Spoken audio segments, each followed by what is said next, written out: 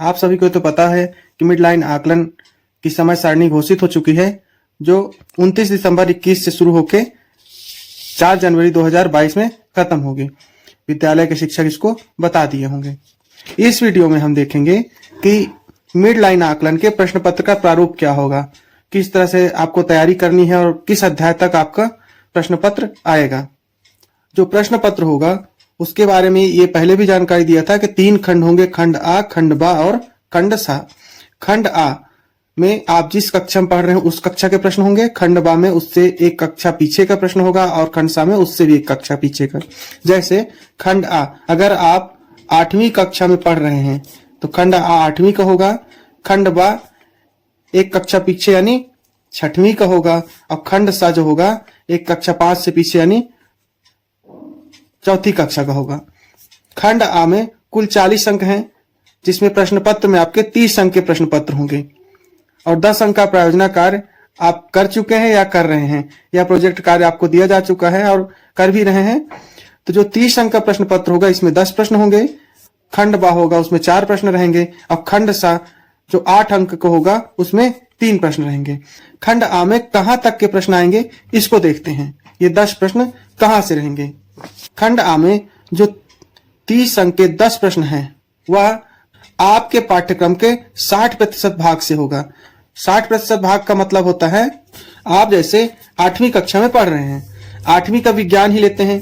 जैसे विज्ञान विषय में कुल 17 अध्याय हैं। 60% का मतलब होता है कि अगर आपके पास 10 अध्याय हैं तो कितने अध्याय से प्रश्न आएंगे, 6 अध्याय तक के प्रश्न आपके इस 30 अंक के खंड आ वाले भाग में शामिल हो जाएंगे।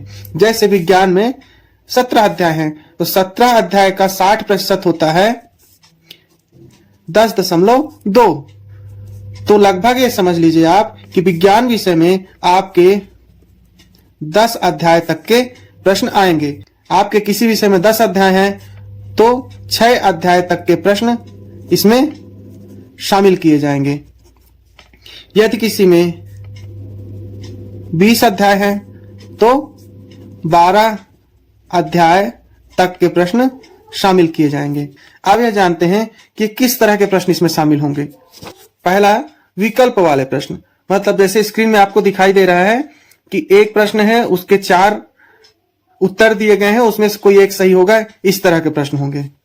दूसरे तरह का प्रश्न है रिक्त स्थान यानी खाली स्थान हम जिसको बोलते हैं। जैसे कि आपको इसमें एक अध्याय का इसमें उदाहरण के रूप में दिखाया हूं, बीच में खाली स्थान रहता है और सही उत्तर इसमें भरना होता है। तीसरे प्रकार के प्रश्न है जोड़ी मिलाओ, मतलब जैसे आपके इसमें स्क्रीन पे दिख रहा है 2 भाग हैं, इसमें से दोनों जो सही उत्तर है उनको आपस में मिलान करना, ये जोड़ी मिलाओ कहलाते हैं।